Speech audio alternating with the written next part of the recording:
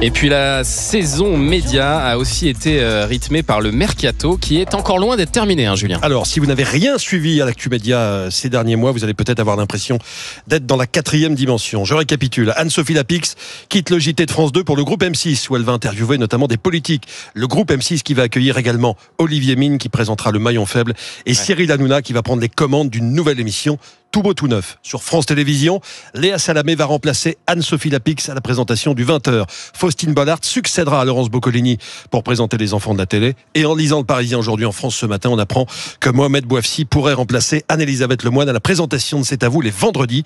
Il y aura aussi une édition de C'est à vous le samedi, c'est-à-dire que C'est l'hebdo qui était présenté jusqu'ici par Aurélie Casse va cesser pour laisser la place à une édition. Aussi Mohamed Bouafsi le samedi. Vendredi et samedi. Et alors on termine avec les jeux qui ont pris de plus en plus de place sur les grilles cette saison. Ça a été l'événement de la saison. Beaucoup de chaînes ont voulu redonner une seconde vie à d'anciens jeux.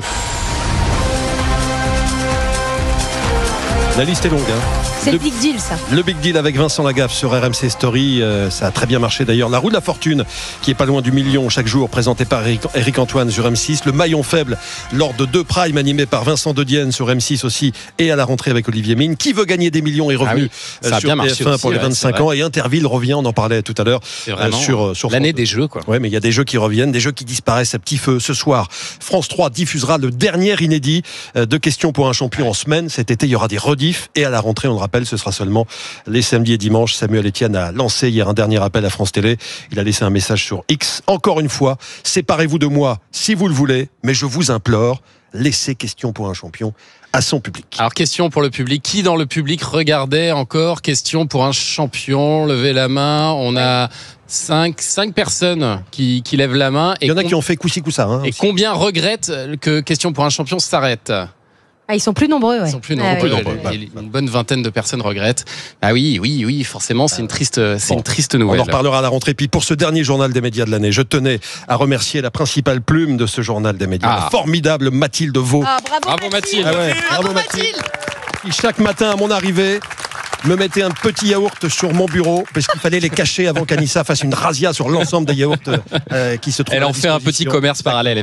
Absolument. Merci à Mathilde et merci à Romy Azoulay et à Alexandra Bischoff qui ont également participé à l'élaboration de ce journal des médias. C'est une immense équipe, Thomas, le journal des médias. N'en faites pas trop non plus. On fera peut-être un reportage sur les coulisses. Bien sûr. On fera un long métrage, bien sûr. Oui, complément d'enquête sur le journal des médias. Merci Julia pour ce dernier journal des médias de la saison ou de la vie. Je laisse notre patron vous l'annoncer tout à l'heure en direct. Culture Média continue. Je vais quand même donner 2 coups de coude. Dis donc. C'est la dernière. Culture Média continue après les infos de 10h, Thomas. Oui, j'embrasse d'abord Sacha Nokovic qui doit filer pour rejoindre sa petite Sofia qui fête ses 2 jours aujourd'hui. Bravo. Salut Sacha. Et on a beaucoup de numéro 1 encore à récompenser. Meilleur chanteur, chanteuse, meilleure actrice ou acteur, meilleur film, meilleur livre ou BD. La fête continue avec toute l'équipe dans un instant. 9h30, 11h sur Europe 1, les numéros 1 de Culture Média.